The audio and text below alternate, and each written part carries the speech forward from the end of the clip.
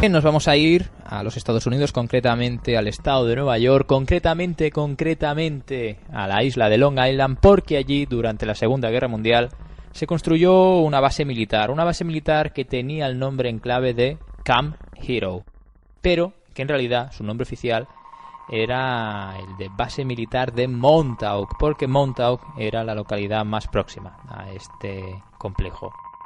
Una base militar que sobre todo destaca por tener una gran antena, un gran radar en realidad, que tenía pues como fin evidentemente interceptar todo tipo de comunicación que se producía en el frente del Atlántico, en ese podríamos considerar extremo más oriental que tienen ahí los Estados Unidos con Nueva York, pero que después finalmente, pasados bastantes años, en el 18 de septiembre del año 2002, toda esa zona fue abierta por fin al público, y actualmente esa antena que mencioné, esa gran antena de radar del tipo ANFPS-35, es lo más llamativo que queda ahora en el área donde antiguamente pues estuvo esa base militar de Montauk, ¿no?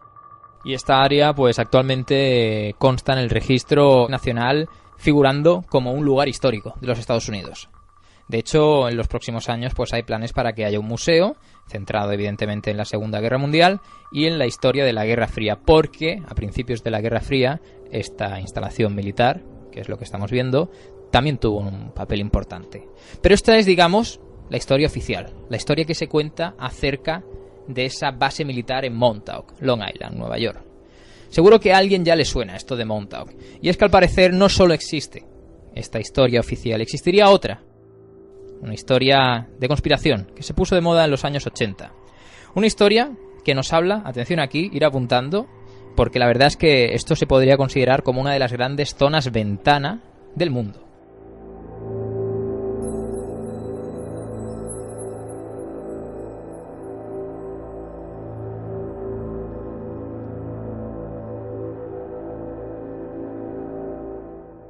¿Qué ocurría durante los años 80 o previos a estos, durante la Guerra Fría, en este complejo militar?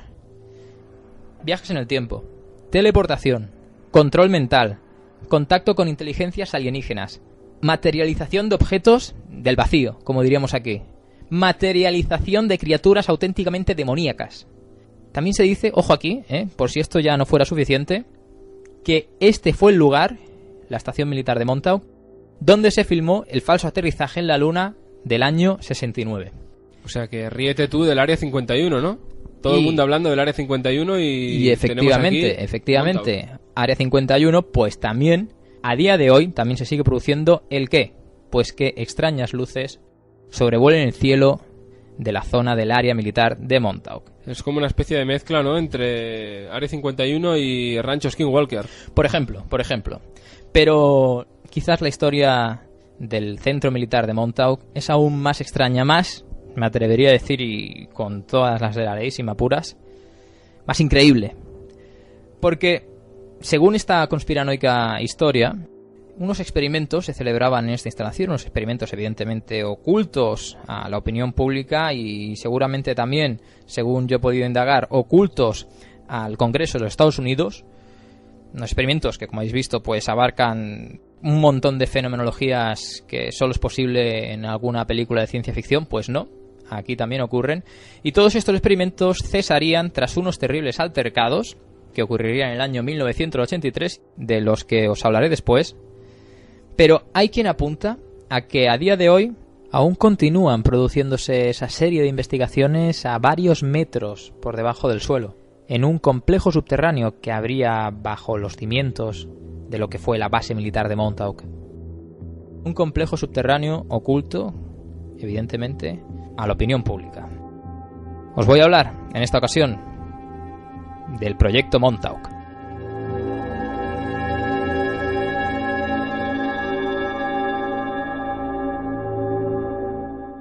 El proyecto Montauk en realidad sería como la segunda parte del experimento Filadelfia.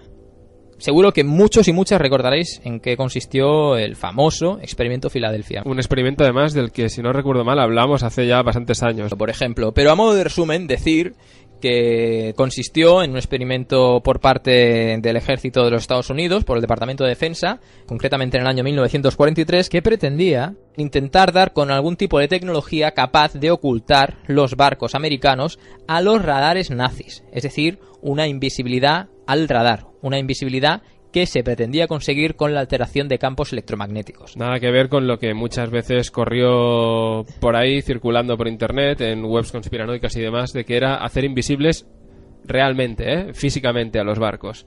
Que eso también circuló por ahí. Y es que esta explicación que tú das ahora, digamos, la principal historia que se cuenta acerca del experimento Filadelfia. Y es que, como dices, no solo se consiguió, al parecer, según esta historia de conspiración, dar con esa tecnología capaz de volver invisible al radar un barco, sino que realmente el barco se hizo invisible físicamente a la vista de todos. Y no solo eso. Con toda la gente dentro también. Sino que también, durante este proceso de volverse invisible, sufrió el barco famoso, ¿no? El USS Eldridge, un proceso de teletransportación, ya que en un principio estaba en el puerto de Filadelfia, de ahí el nombre que da lugar a este experimento, a esta teoría de la conspiración, para instantes después, mientras se ejecutaba ese proceso de volverse invisible, pues se teletransportó desde Filadelfia hasta Norfolk, en Virginia. Por la gracia del vacío. Por la gracia del vacío, y además por la gracia del vacío, Daniel, algo pasó con la tripulación porque evidentemente mientras estaba experimentando con este proceso el barco tenía sus tripulantes. Claro. ¿Y qué pasó? Pues como seguramente ya recordaréis muchos. ¿Mueren todos? Mueren todos, algunos murieron evidentemente, otros, como se vio bien en 2 de las películas que se han hecho sobre esta historia, quedaron directamente fusionados con el fuselaje del barco, con la estructura del barco, porque en ese proceso de teletransporte, digamos que las moléculas de los marineros no se reconvirtieron correctamente al momento de volver a aparecer en otro sitio, y me refiero correctamente, manteniendo la integridad del ser humano que instantes antes estaba en el puerto de Filadelfia, y acabaron sus moléculas, parte de ellas, ya estáis viendo, ensambladas con las moléculas de la propia estructura del barco. Absurdo fuerte, porque es incompatible la vida con eso. Exactamente. Pero una historia que muchos habréis oído, una historia que para la gran mayoría de investigadores no deja de ser eso, una historia, una leyenda, una historia que no tenía ningún tipo de base real más allá de experimentos que, como he dicho en un principio, sí que se tenían en mente y que sí consistían en intentar dar con una tecnología de invisibilidad al radar, pero si no recuerdo mal era mediante la aplicación de una serie de cableado alrededor del barco para anular así pues la presencia, resumiendo y repitiendo, de la figura del barco en el radar enemigo. Una invisibilidad electromagnética. Pero hay quien dice, amigos, como decía en un principio, que esto del experimento Filadelfia solo fue la primera parte de una serie de investigaciones mediante el uso de energías electromagnéticas que acabarían llevando, digamos, la interpretación del posible uso de estas energías en la guerra a otro nivel. Y es que, al parecer, varios de los supervivientes del proyecto Filadelfia se reunieron entre los años 1952 y 1953 para seguir investigando acerca de las propiedades de este tipo de energía, pero ya aplicadas, en vez de a la invisibilidad, a la guerra psicológica. Y al parecer, esta iniciativa no contaría con el apoyo del Congreso de los Estados Unidos, pero como parecía un tema interesante, ¿no? Siempre todo esto que estoy diciendo dentro de la teoría de la conspiración. O sea, tomároslo todo muy entre comillas. El Congreso de los Estados Unidos no le vio posible uso a este tipo de tecnología, quizás sopesando más los contras que los pros, y si los contras, pues como he dicho, consistían en que la tripulación quedara pues ahí fusionada con la estructura X, el barco, el avión, lo que sea, pues la verdad es que si esto sucediera otra vez y por lo que sea saliera a la opinión pública, como al parecer sucedió con el experimento Filadelfia, no les interesaba dar esa imagen de que hacían eso, de que así trataban a sus queridos soldados estadounidenses. No así fue la opinión del Departamento de Defensa, que sí creía que algo interesante se podría obtener de ese tipo de investigaciones, ese tipo de estudios. Y el Departamento de Defensa, como digo, decidió llevar a cabo una continuidad del experimento Filadelfia, financiada con un dinero que, claro, no tenía que estar justificado en ningún sitio, tenía que ser dinero negro. Y entendemos que para este tipo de experimentación se requieren grandes cantidades de dinero. Y curiosamente, cuenta esta historia, que durante la Segunda Guerra Mundial, un grupo de soldados estadounidenses, cuando estaban en Francia, concretamente con la frontera de Suiza, dieron con un viejo tren nazi abandonado. ¿Y qué había dentro, amigos, de ese tren? ¿Lo estáis deduciendo? Sí, efectivamente. Aquellos soldados americanos tuvieron la suerte de encontrarse pues con una gran cuantía de oro nazi, y fue precisamente este oro nazi el que avalaría, el que financiaría el proyecto secreto, la segunda parte del experimento Filadelfia.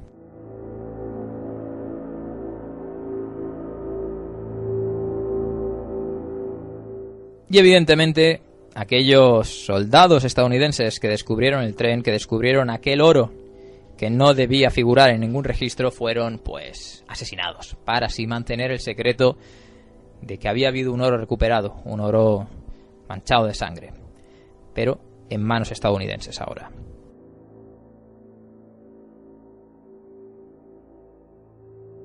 Y las investigaciones con este oro, las investigaciones posteriores al primer experimento Filadelfia, empezaron a llevarse a cabo en un centro de investigación conocido con el nombre de Brookhaven National Laboratory en Long Island, el estado de Nueva York, bajo el nombre de el Proyecto Fénix.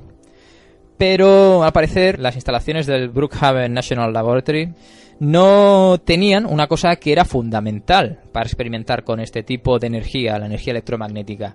Y me estoy refiriendo a que no tenía esa instalación una gran antena de radar, como sí que tenía una instalación militar cercana también a la de Brookhaven, también en Long Island, que es efectivamente la que he dicho en un principio, la de Montauk.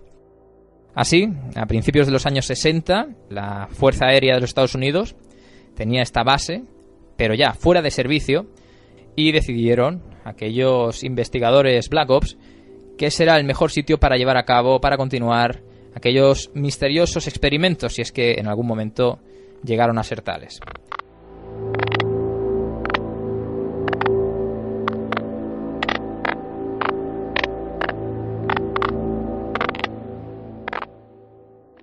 Y esta base de Montauk, pues la verdad es que además de por ese radar, el SAGE o SAGE, como se quiera decir, son unas iniciales, SAGE, era una instalación grande, estaba en una localización remota y todavía, pese a ser, digamos, un recuerdo de la Segunda Guerra Mundial, no se había convertido en un reclamo para turistas, como otros muchos puntos emblemáticos de aquel conflicto sí que acabaron siendo. Y diréis, ¿por qué una antena? Pues porque al parecer hay quien dice que los científicos de aquel momento, y que al parecer pues también en los libros de ciencia esto figura en alguna página, yo no lo he podido encontrar, lo siento, que si se trabaja con frecuencias de entre los 400 y 425 megahercios, se puede afectar al sistema nervioso humano.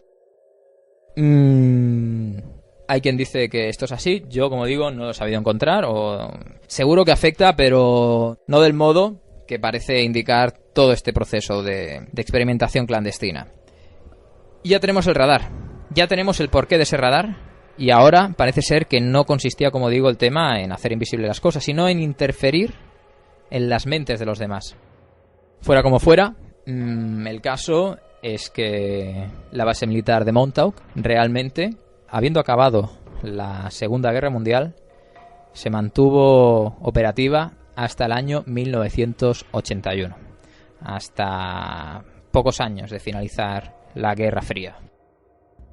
Entonces, nos encontramos con que en el año 1982, es decir, tan solo un año después de que oficialmente la base militar de Montauk cesara sus actividades, aparece un hombre llamado Preston Nichols, nacido el 24 de mayo del año 1946, también residente de Long Island, Nueva York, es decir, residente, vecino de la base militar de Montauk, porque escribió una serie de libros, el primero de ellos, como digo, publicado en el año 1982, titulados The Montauk Project Experiments in Time, el proyecto Montauk Experimentos en el Tiempo, donde pues contaría sus vivencias mientras trabajaba en contra de su voluntad en esta instalación de Montauk, vivencias que recordó mediante hipnosis regresiva, ya que al parecer se las habían hecho olvidar.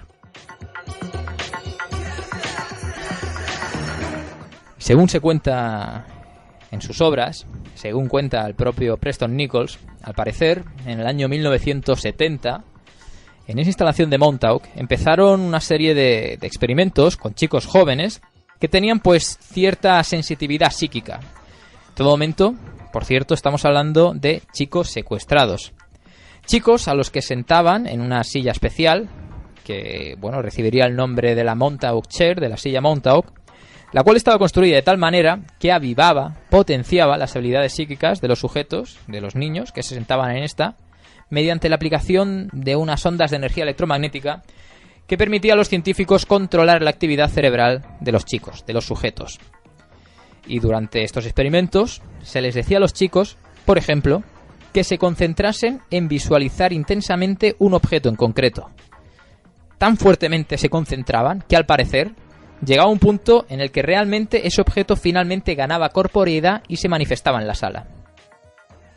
Uno de los chicos con mayor potencial psíquico se llamaba, según en todo momento, como digo, estas historias que cuenta Preston Nichols en sus obras de Montauk Project Experiments in Time, tenía el nombre de Duncan Cameron, el cual al parecer no solo manipulaba la realidad, sino también el tiempo, permitiendo crear agujeros de gusano que conectaban físicamente etapas de la historia de la humanidad, agujeros en el tiempo, permitían viajar al pasado, al futuro, y al parecer también tenía la capacidad, o tan fuerte era su poder mental, que le permitía generar portales que comunicaban con otros planetas como Marte.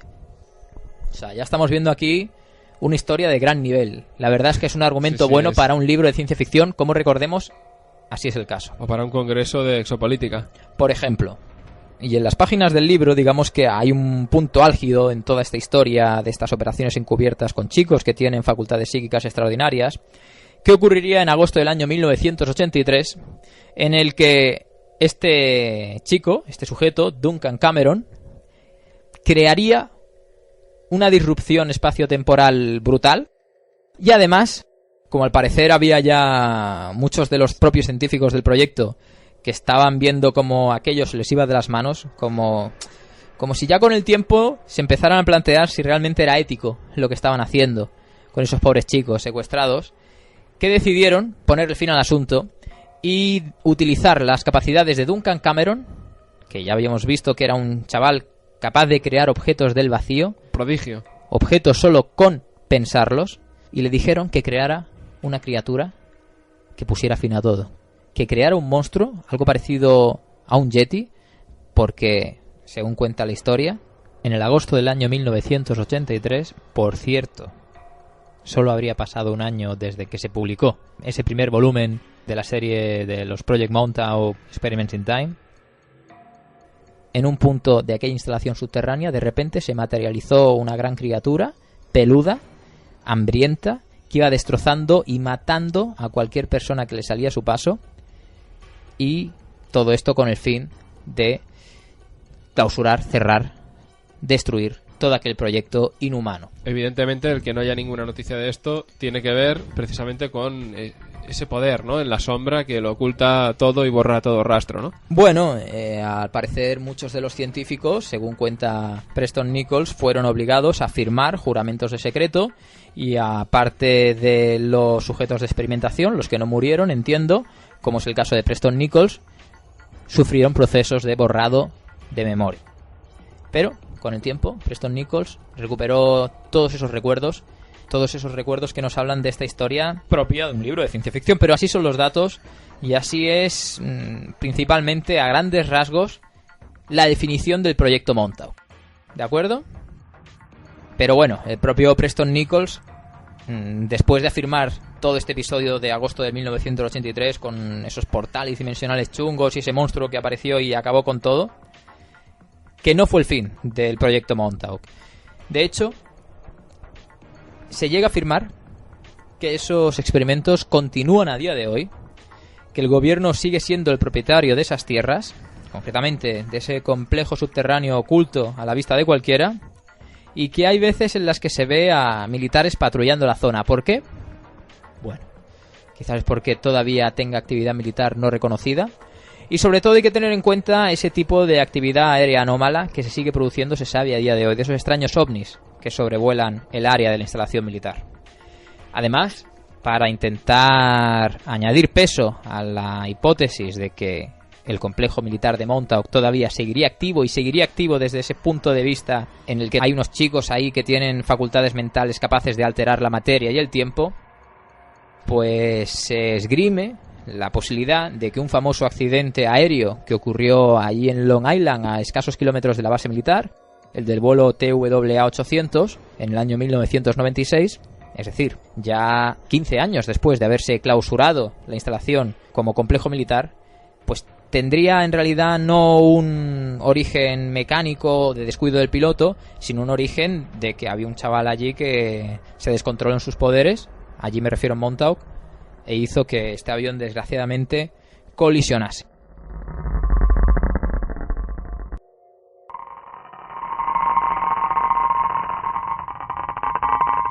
Pero años más tarde, a la publicación de este libro, entra Daniel, otro personaje en escena, que ya verás que es muy curioso. Un personaje que recibe, y no digo esto recibe en balde, ya verás por qué, el nombre de Al Bielek, quien a sus 59 años vio una de las películas que trataba el tema del experimento Filadelfia, que seguro que quien más y quien menos pues habrá visto alguna de ellas, ¿no? Pues vio una de estas películas en el año 1988, y mientras la veía, algo extraño le inquietaba por la mente, y le empezaron a aflorar una serie de lo que él pensaba que eran falsos recuerdos, pero que al final, mediante hipnosis regresivas, como en el caso de Preston Nichols, resultaron ser recuerdos verídicos. Y no solo eso, sino que recordó que su nombre no era Al Bielek, su nombre real era Edward Cameron. ¿Recordáis este nombre? Cameron me suena un poco al chico, ¿no? Al chico. Y entre las cosas que recordó, pues que había estado durante los años 70 trabajando, entre comillas, ¿no? Obligado, esclavizado, secuestrado, junto a su hermano, efectivamente, Duncan Cameron, aquel chico de potencial extraordinario, en el proyecto Montauk, cuando ambos tenían más o menos la edad de los 25 años.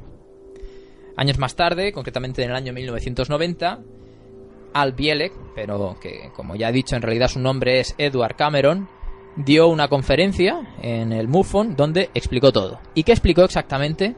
¿Todo qué quiere decir? Todo lo que había pasado en relación al proyecto Montauk, que ya estaba en boga por los libros de Preston Nichols.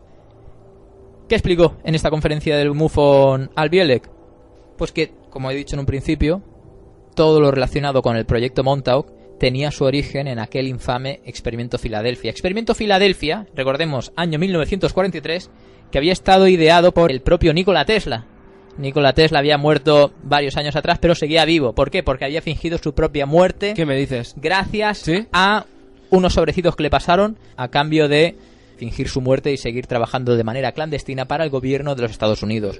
Una tecnología... ¿Por algo de dinero o siguiendo pobre, como supuestamente murió? Esa es la versión oficial, Daniel. Porque vaya ganas de seguir trabajando, ¿no? Ahí dando de comer a las palomitas. Lo tendría en todo Hyde Park guardado de en Nueva Suiza, York. seguramente.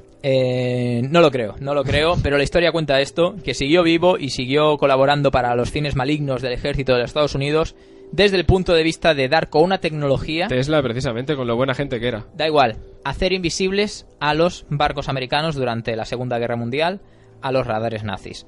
Pero digamos que esta tecnología se le fue de las manos y acabó creando un agujero de gusano brutal, que fue pues este agujero que causó esa teleportación entre Filadelfia y Virginia, Norfolk, del famoso USS Eldridge.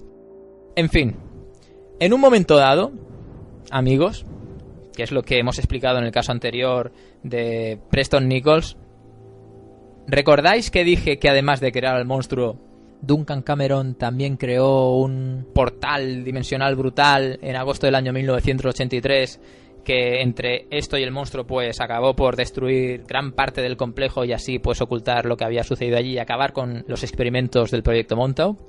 Pues en realidad, ¿qué era lo que había pasado? Porque Al Bielek lo recordaba perfectamente. Porque él había sido uno de los principales protagonistas de todo este altercado. ¿Y en qué sentido? Pues que, como también dije, llegado un punto durante la investigación del proyecto Montauk, muchos de los científicos empezaron a ver con malos ojos, a tener inseguridades sobre sus propios experimentos, sobre las consecuencias de estos. Estamos hablando de niños con la capacidad de poder materializar su pensamiento. La cosa se podía volver bastante peligrosa, como realmente así sucedió al final. Y como sabían estos científicos que todo lo relacionado con los experimentos que estaban llevando a cabo dentro del llamado Proyecto Montauk tenían su origen en el Proyecto Filadelfia, pues qué mejor, aprovechando esas capacidades de crear portales en el espacio-tiempo que tenía Duncan Cameron, que erradicar el proyecto desde su origen. Y no estoy diciendo que viajaran al pasado para eliminar a Nikola Tesla, sino que en realidad ese agosto del año 1983 los dos hermanos Duncan fueron al pasado, concretamente al año 1943, armados con una serie de explosivos, entiendo, para destruir la tecnología que había sobre el USS Eldridge, que causó que pues hiciera todo lo que hizo, ¿no? Según la leyenda, es decir, para sabotear el proyecto Montauk, que sucedería años después, dando a entender que el experimento Filadelfia había sido un fracaso. Esto es un poco Terminator. A ver, vamos a ver una cosa. A ver si lo entiendo. Pero el plan le salió mal. No. Lo consiguieron destruir. Pero vamos a ver, si lo consiguen destruir, claro. Entonces ¿cómo se acaba produciendo realmente el caso Filadelfia? Y cómo, supuestamente, según la vertiente conspiranoica, pero como resultado de eso, se supone que entonces no debería haber ocurrido el proyecto Montauk. Claro. Y en cambio ellos están contando que sí que ocurrió. Y volvieron de ese viaje al 1943. La paradoja es muy fuerte. Volvieron, y no solo eso, sino que además al volver, Duncan Cameron pudo crear aquel Yeti que destruyó la base, ¿no? Tremendo. Estás dándote cuenta, ¿no? Es de que no hay una time paradox. Sí. Hay una paradoja temporal ahí que no se acaba de entender, pero así es como se cuenta. No se ha probado ahí el temario de lógica. Te digo más. Edward Cameron tuvo que viajar al pasado, concretamente a principios de los años 60, esto antes de que se produjera la misión, el altercado del año 1983, para convencer a su padre de que tuviera otro hijo. ¿Cómo? Repitámoslo. Sí. Él viaja al pasado. Edward Cameron viaja al pasado a principios de los 60 para convencer a su propio padre de que tenga un segundo hijo. ¿Y cómo contacta a su padre? ¿Qué le dice? Hola, soy tu hijo del futuro. No lo sabemos. ¿O es un tío ahí en un bar? No, bueno, en realidad sí que se sabrá. Hay varios vídeos donde se ve a esta persona explicando pues, estas vivencias. Pero no he llegado a profundizar tanto, pero imagino que sí que estará. Y eso que he profundizado, porque gracias a profundizar me he encontrado con estas versiones tan contradictorias entre sí, ya veréis. Y esto no es lo único, Daniel. Esto no es lo único. Dios. Como digo, convencer a su padre para que tenga un segundo hijo, un segundo hermano, y así poder transferir la conciencia de su hermano Duncan del futuro a este niño del pasado, que entendemos que es el Duncan del pasado. Pues no. Y con esto ya me pierdo, porque si el Duncan del año 1983 puede tener unos 20 años, puede estar yo perfectamente a principios de los 60. Si me dijeras que te vas a los años 50, claro que no habría nacido, pero a principios de los 60, pues parece que sí. ¿Sabes? Las ovejas ¿lo estás que entran viendo? Por las que salen, ¿no? No, que al parecer hay un Duncan Cameron en el futuro. Sí. Que tendría que haber nacido a finales de los 50. No lo sé, en realidad me lo estoy... Que en realidad es más viejo de lo que todo debería vacío, serlo. es todo vacío, da igual. Muchas cosas que son contradictorias, ¿no? Pero, resumiendo, todo este proceso por parte de Edward Cameron de trasladarse, de viajar al pasado para convencer a su padre de que tuviera otro hermanito, tiene la lectura de que nunca antes había existido Duncan Cameron.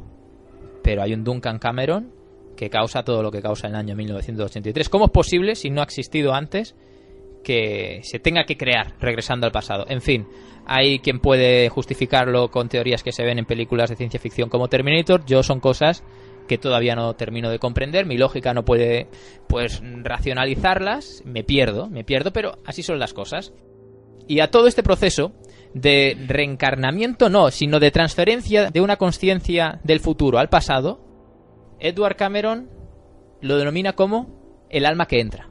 Bueno, eso es simplemente un detalle, ¿no? Pero es el alma que entra. La tecnología. La tecnología del año 1983. Toda esta historia, evidentemente, ¿de quién llamó la atención? Pues de ese primer personaje del que os hablé, de Preston Nichols, del autor de los libros. Así que tanto Al Bielek, que recordemos, en realidad se llamaba Edward Cameron, lo que pasa es que le habían borrado la memoria y le habían cambiado la identidad. Claro. Pues se puso de acuerdo con Preston Nichols y ambos, pues entre los dos, recordaron aún más detalles de toda esta historia. De hecho, recordaron como uno de los primeros experimentos llevado a cabo en el proyecto Montauk, en aquella instalación militar de Long Island, fue el conocido con el nombre de el ojo que observa, que consistía en, mediante teniendo contacto, por ejemplo, con un pelo o con un objeto que pertenecía a una persona que estaba o bien dentro de la instalación o bien fuera o en cualquier parte del mundo, aquellos sujetos jóvenes secuestrados con esas habilidades psíquicas pues tan potentes pudieran conectar en tiempo real con la persona propietaria de aquel cabello, de aquel objeto, hasta el punto de ver lo que esa persona estaba viendo en aquel mismo instante. Y no solo ver de sus ojos. Exactamente. Eye of the beholder. También sentir lo que aquella persona estaba experimentando. Que recuerda mucho todo esto, aquellos experimentos también un poquito MK Ultra, de conspiración, de la CIA, de la visión remota. Pues el sujeto que estaba en la instalación de Montauk también lo sentía y también oía. Y también sentía, no sé, me pregunto, si estaba teniendo el objetivo un apretón, lo sentía también y tenía que, el sujeto que sufrirlo experimentaba en sus carnes, las mismas emociones que el objetivo Madre de mía. estudio, efectivamente. Con el tiempo, al parecer, según pudieron recordar Preston y Edwards, más niños llegaron a la instalación, más niños que al parecer serían secuestrados del propio pueblo de Montauk.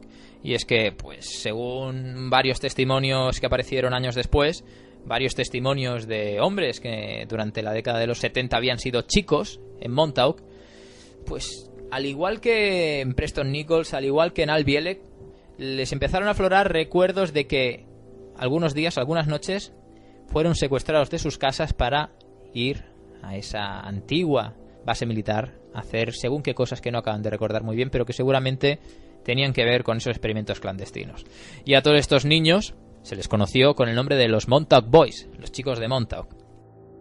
Y con estos niños pues se llevarían a cabo más experimentos, más portales, más viajes a Marte y más, como queráis llamarlo, todo este tipo de increíbles descubrimientos de la ciencia, ¿no? Increíbles descubrimientos de la ciencia que solo saben Al Bielek y Nichols y la gente que supuestamente aparece en sus libros, ¿no? Exactamente. Más detalles sobre aquella historia del monstruo del agosto del año 1983 es que había ya varios científicos, como he dicho, que querían poner fin a todo aquello, ¿no? A todos aquellos experimentos del complejo militar de Montauk. Y la frase, se llegó a saber que la frase que se le dijo al pobre Duncan Cameron, que estaba allí en la silla Montauk, en aquella silla que tenía la capacidad de potenciar las capacidades psíquicas del sujeto, se le dijo la frase, esa frase gatillo de llegó la hora. Y con esa frase llegó la hora, también llegó el monstruo que todo lo destruyó. Todo lo destruyó y lo que no destruyó pues tuvo que ser sepultado por cemento. Y es que los militares, a continuación de todo este incidente, decidieron ocultarlo todo, más aún de lo que ya estaba, inundando, llenando los túneles de aquel complejo subterráneo de cemento. Al Bielek y Preston Nichols murieron en el año 2011. Y ¿En a ti, extrañas Daniel, circunstancias? en extrañas circunstancias no murieron de viejitos, pobrecitos, vale. y de Digo, enfermedades relacionadas con la edad. Claro. Pero, ¿no te falta nada, Daniel, aquí? Hombre, son muchas cosas ya, ¿no? No sé yo si todavía cabe algo más bizarro, algo más forteano. Yo te he hablado... Hombre, faltan hombres de negro. Hubiera estado bien que hubiera hombres de negro. Hubiera estado más interesante, pero para el caso seguro que los hubo, esos militares Seguro, que sí. secuestran a los niños por la noche y se Hombre, los llevan a mí lo que experimentar. me llama la atención es que secuestran a los niños en un alarde de poco yo disimulo en el mismo pueblo donde está la base. Sí, sí. No se preocupan en raptarlos, no sé, en el estado próximo. No. O en el estado Allí, opuesto de allí mismo, la costa. allí mismo, la costa oeste. en el pueblo. Para que la gente no sospeche, vamos. Yo lo que te quería plantear es que en todo momento, en toda esta historia del proyecto Montauk, historia que al parecer solo aflora en dos personas en base a recuerdos que se ven, digamos, recuperados del todo tras asistir a sesiones de hipnosis regresiva, hay tres protagonistas. los hermanos Cameron y Preston Nichols. Pero, como acabo de decir, Al Bielek y Preston Nichols murieron en 2011. ¿Qué fue De toda la demás gente, ¿no? Que aparece en los libros, de por Duncan ejemplo. Cameron? ¿Qué fue de ese Claro, chaval? De ese gran protagonista, del niño prodigio. Pues igual murió antes también, quién sabe, ¿no? O igual no existió Pues nunca. yo no he llegado a encontrar, y eso que pues he consultado varias fuentes y he pues revisado, pues que hay varios vídeos, varios de los documentales que hablan sobre el proyecto Montauk, qué sucedió exactamente. Aunque sí que me he encontrado versiones, que son un poquito más específicas sobre este punto, pero yo no me quedo con una conclusión clara. Como he dicho, en esa misión de agosto del año 1983, que consistía en que los hermanos Cameron fueran teletransportados al pasado, al 1943, a ese buque de la Marina estadounidense, al USS Eldridge, Boicotearlo todo. para boicotear el experimento Filadelfia, el experimento que dio lugar al experimento Montauk, para que ellos, los primeros, no tuvieran que sufrir todo ese calvario, regresaron, y al regresar, quizás aquí ya estás viendo algo de contradicción porque no se acaba de explicar muy bien, Duncan Cameron llega a generar ese egregor, a materializar ese monstruo que le habían dicho que materializase, ¿no? Regresa, pero se le pierde la pista. Pero, ¿no había salido mal todo esto del experimento Filadelfia porque la tecnología de Tesla se había descontrolado? ¿En qué quedamos? Es que esto también es una cosa, ¿no? ¿En qué quedamos? ¿Que es que había habido un fallo en esa tecnología? ¿O había habido un fallo en esa tecnología, más que un fallo, un atentado perpetrado por los hermanos Duncan en esa misión del año 1983? ¿Es que acaso ha quedado la versión del accidente por encima de la del atentado? Pues atención, amigo, atención, porque en otras fuentes yo he llegado a encontrar lo siguiente, por ejemplo, que no volvieron tan rápido del Eldridge ¿Cómo? a la base militar de Montauk, Long Island, Nueva York, en el año 1983. Entonces, Regresaron, tampoco es que sea la palabra correcta, sino que se trasladaron al futuro, concretamente al año 2137, donde favor. de repente ellos despertaron en un hospital supermoderno. Pero, ojo aquí lo que te voy a decir. Solo estuvieron en este hospital, al menos Al Bielek, Edward Cameron, 6 días. Porque al sexto día, Edward Cameron no solo no despierta en un hospital del futuro del año 2137, sino que despierta ya 6 siglos más tarde. Despierta en el año 2749. pero vamos Solo a- Edward Cameron no sabe nada de su hermano, no sabe si se ha quedado atrapado en el 2137 o ha vuelto realmente a Montauk, donde suponemos tiene que volver para poder invocar al monstruo. Pero el caso es que si en el 2137 había permanecido solo 6 días, en el 2000, repito, 2749, permaneció 2 años. Y después vuelve... Y volvió y se muere tranquilamente en 2011. Y ya Exactamente, está. vuelve Ahí en el su 2000 residencia y tranquilo. Sí, sí. Vuelve en el 1983, Ya está. Que se vuelve muere. más viejo. Claro. Y este hecho explicaría, al parecer, un posible como proceso de envejecimiento repentino que se pudo ver en Al Bielek en el incidente del año 1983, porque hay también fuentes que apuntan que el chaval, al volver del Eldridge en el año 1942, pues volvió más viejo. ¿Por qué? Pues porque en realidad no solo volvió al pasado, sino que estuvo 2 años en el futuro. 2 años, claro. 2 años que acaban pasando factura, ¿no? A nivel fisiológico, aunque se tengan 25 años. Sí, sí. Y fue maravilloso. Allí descubrió que la sociedad del futuro, pues, digamos que la Ha población superado humana... todos los problemas, ¿no? No, Ah, ¿no? o al menos desde el punto de vista de las piedras guías de Georgia, quizás sí, porque la población mundial había descendido bastante. Concretamente, la cifra de habitantes total del planeta era de 300 millones de personas. ¿Solo? Solo. Hostia, eso es un... Y 50 millones de ellas eran solo de los Estados Unidos. Y efectivamente, como tú decías, la humanidad podríamos decir que había acabado con todos los problemas que siempre había ido arrastrando, o al Claro. menos en concreto con las guerras. En ese futuro, en ese 2749, ya no existían las guerras. Hay espacio para todo el mundo. Vuelve al 1983, cuando su hermano está invocando al monstruo, y se escapa. Pero ¿qué pasa con el hermano? ¿Qué pasa con Duncan Cameron? Que se desaparece por el camino. No se sabe. Desaparece por el camino totalmente. Igual, bueno, yo creo que igual le gustó el 2700. No, Ah, no, porque ahí ya no estaba él. Ahí ya no El hermano estaba él. le pierde el rastro en el 2100 y algo, ¿no? en él, concretamente, Claro, el 2137. Qué pena porque se perdió. Hubiera sido un buen lugar para retirarse el 2700. Sí, 49, sí. efectivamente. Pero es un hay cursillo de reciclaje, ¿no? A nivel tecnológico. Te adaptas y ya está. Hay más detalles, Daniel. ¿Ah, sí? Hay más detalles que son muy inquietantes. Pero por ejemplo, a ver, no sé. Por ejemplo, Edward Cameron llegó a conocer a una tal familia Anderson, que después de entablar cierta confianza con esta familia, se dio cuenta de que eran los directores de todo el proyecto Montauk, y no solo eran directores del proyecto Montauk. Eran inmortales, por lo visto. Eran ¿o qué? inmortales o algo parecido, porque al parecer era una familia de alienígenas que procedían de la constelación Los Anderson. que procedían de la constelación de Alpha Centauri y que eran, según palabras del propio Al Bielek, Edward Cameron, los auténticos maestros del tiempo y el espacio. Y que estaban ahí en el proyecto Montauk, Pues por hacer controlando ahí que todo fuera bien. No lo sé, no sé cómo expresarlo, ¿no? Pero recapitulemos. Experimento Filadelfia, que ya de por sí es un tema lo suficientemente largo y único como para ser tratado en un monográfico, y hay muchos programas, muchas revistas, muchos libros, muchas películas, documentales que han tratado esto, ¿no? Pues no solo eso, descubrimos que el proyecto Filadelfia tuvo una segunda parte cuyos sujetos no fueron militares sino niños secuestrados con capacidades psíquicas pues demostradas. Todos de Montauk, ¿eh? Por cierto, Todos de un Montauk. pueblo, una localidad con unas O si no probabilidades de Montauk, de Long Island. demenciales, ¿eh? De Long Island, ¿eh? De esa isla ahí del estado de Nueva York. Portales que viajan incluso no solo al pasado ni al futuro, sino a otros planetas, como decía, como a Marte. Sí, sí, sí. ¿Eh? Materialización de objetos, materialización de monstruos. Y sobre todo, materialización de locura. Materialización de locura, Daniel. Materialización de locura. Hay quien dice que todo esto pues es un, pues como siempre, ¿no?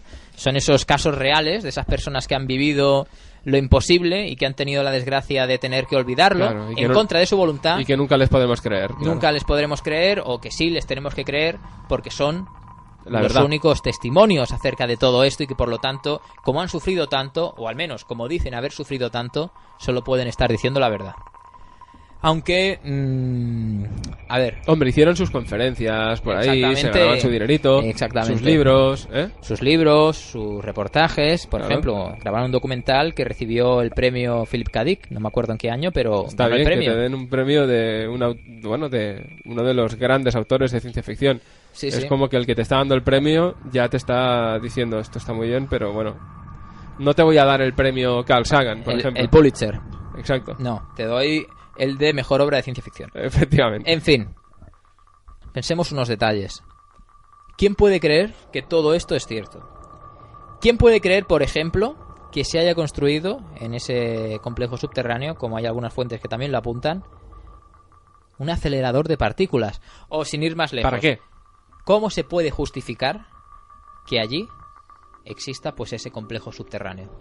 Yo creo que alguien, y hay habitantes en esa zona, tuvo que haber visto en un momento dado, a finales de los 60, principios de los 70 o en los 50, no lo sé ubicar, pero en algún momento, porque siempre ha sido una zona habitada, Allí se están haciendo unas obras faraónicas. unas obras de que llegan muchos camiones con suministros. Alguien les tiene que llevar el papel de váter a toda esa gente que trabaja en el complejo subterráneo, ¿no? Pues no, No. nadie los vio. Y evidentemente, si además de todo esto nos hablan de que se llegó a construir un acelerador de partículas, pues eso no se construye del día a la mañana y con 3 o 4 ladrillos, efectivamente, ¿no? Vamos, total, lo que uno sí que se puede encontrar si va a Montauk es la antena. Efectivamente. Un eso edificio sí. y la antena, eso es lo que se va a Y encontrar. entonces dice la gente, ¿por qué? ¿Por qué todavía está la antena? Eso es porque se están llevando a cabo a día de hoy, utilizando esa antena, experimentos usando esas frecuencias electromagnéticas capaces de alterar la mente humana. Como si no hubiera mejores antenas y más modernas, ¿no? Pues todo esto tiene una explicación que ya la he dicho en un principio, ¿no? Es un edificio considerado como histórico. De hecho, es la única que sobrevive que utiliza ese tipo de tecnología Sage. Así que tiene un valor histórico y por lo tanto no ha sido derruida y se conserva como pues patrimonio nacional. Así que no tiene nada de extraño que siga en pie. Que siga en pie no quiere decir que siga en funcionamiento. De bunkers. De bunkers, todo eres un de búnker, Alejandro. Project Montauk, Daniel. Eres un debunker. ¿Qué te parece? Que somos unos de bunkers. Somos unos debunkers. Sí. Puede que sí, ¿no? En este caso puede que sí, que hacía falta, ¿no? Que mucha gente seguro que ha llegado a alguna referencia relacionada con todo este proceso de experimentos clandestinos. Los Project Camelot, sí. Sí, toda esta gente. Y que ya era hora de tratar este tema en profundidad y ver cuán de cierto y cuán de mentira hay en él. Divertido es. O dicho de otro modo, Es entertaining. cuán de fiables son los argumentos que respaldan el que realmente pudo haber existido el Project Montauk. Pero es Recordemos- que, Alejandro, si no tienes fe... Recordemos, todo esto se basa en los recuerdos de Al Bielek y Preston Nichols. Recuerdos que nunca puedes demostrar si realmente son recuerdos o invenciones. Pero el caso es que yo creo que a más de uno y a más de una, mientras explicaba todo esto del proyecto Montauk, de esa clase de experimentos, de esos monstruos, les ha venido a la mente cierta serie que va a estar de moda dentro de poco porque se estrenará su segunda temporada, pero que sobre todo fue muy famosa, y al menos yo la vi, me llamó la yo atención, también, sí. el año pasado. Esa serie es Stranger Things. Mira que yo no había caído en que tenía relación, pero cuando has empezado a explicar, pues esto, ¿no? Lo de los experimentos con niños, etcétera, ya enseguida lo he relacionado. Y esperamos que si, al igual que los protagonistas del Project Montauk, sois capaces de contactar con ese futuro, si recurrís a esa facilidad de la tecnología para haceros ricos conociendo el resultado, el número del cupón ganador de la Lotería X, por favor, compartidlo con nosotros, pues ya sabéis. Y que todo el mundo lo compre, ¿no? Y al final, pues... O le al menos que toque nos digan el número, ¿no? También, un céntimo por persona, ¿no? por ejemplo. Si le toca a todo el mundo, pues... ¿Tú te imaginas? Si ese escenario realmente se llegara a producir, yo creo que sería o bien una evidencia de que ha habido una filtración masiva del número ganador del sorteo X y que por lo tanto este sorteo está amañado, o bien La realidad del registro acásico. de los viajes en el tiempo. También, Daniel. también. Amigos, amigas, Lo nos dejamos vemos aquí.